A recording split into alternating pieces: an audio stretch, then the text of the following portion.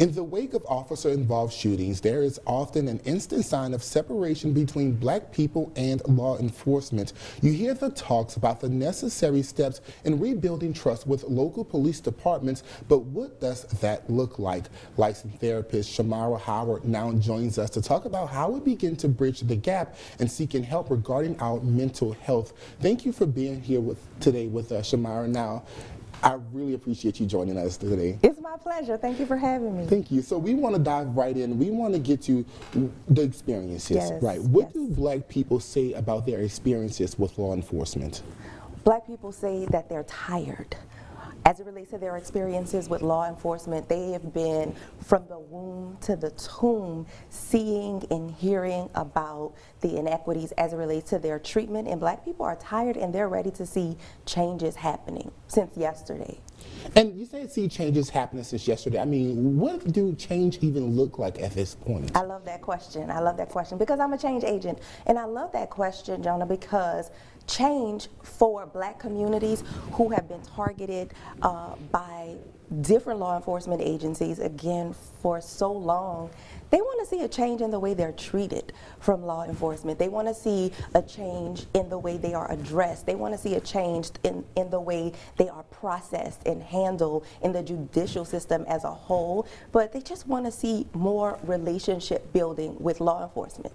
And you say relationship building, that relationship or that lack of relationship that you see between black people and police, it creates more issues in the community. Absolutely. There is a lot of distance between the community and law enforcement and police officers. And what we know about relationships is when we give them too much space and too much distance, they go away. Like, they don't live well with too much distance in relationships. And with any relationship, we need connection. And so that's what black communities need from police and from law enforcement. They need a connection that's built on mutual trust, transparency, accountability, and responsibility. And I will say, living here in Baton Rouge, this has been one of the police departments I have seen that have been very transparent when it comes to these issues. That's the thing that people want to see. Chief Murphy Paul has been very clear and very vocal about being transparent, being honest, and letting people inside and see what's actually going on. I mean, that's what people are really looking for, and that's the thing that brings them in and say, hey, I can trust Baton Rouge Police Department. Absolutely. Here, people are feeling a little more safe. We do always look for ways to change and improve the processes with people, but we have to go into the communities where people are affected most and ask them what change looks like. And then we have to get with professionals who are change facilitators to help create systems that can promote more accountability with our systems. Now, moving to a different talk here, the mental health side of this. Obviously, seeing this, you and I as black people, we see this time and time again, black people killed at the hands of police. It takes a mental toll on a lot of people. From your clients, I mean, what have you been seeing as far as their mental health is concerned? Mental health is in shambles right now, especially with the black community. So in 2019, black people between the ages of 15 and 24 died by suicide at the highest rate ever. And so that lets us know that black people are in a mental health crisis. And because of a lot of the turmoil that's been happening and that's been seen, we now see people being killed at the hands of police on social media and online. And that takes an additional toll on people's mental health and the way they interact in the world and their quality of life. And so I'm seeing that in the office, and so many other therapists are seeing clients having so much anxiety and stress going about their daily lives, worried, is my child going to be next? Is my husband going to be next? Am I going to be next? So people are afraid. We're now living in a generation where you see a lot of people are vocal about things. You see a lot of people go out to protest, but you also see a lot of people now seeking help when it comes to mental health, something that has been taboo in the black community for so long. Absolutely. Mental health isn't as taboo as it used to be. However, it's still a bit of a stigma in the black community because a lot of us come from the era where you don't talk about what happens in this house. What goes on in this house stays in this house. So you've heard that as well. And so, however, as a therapist who just 2 years ago, my practice serviced over 90% white clients. So my client base was specifically mostly 90% white clients.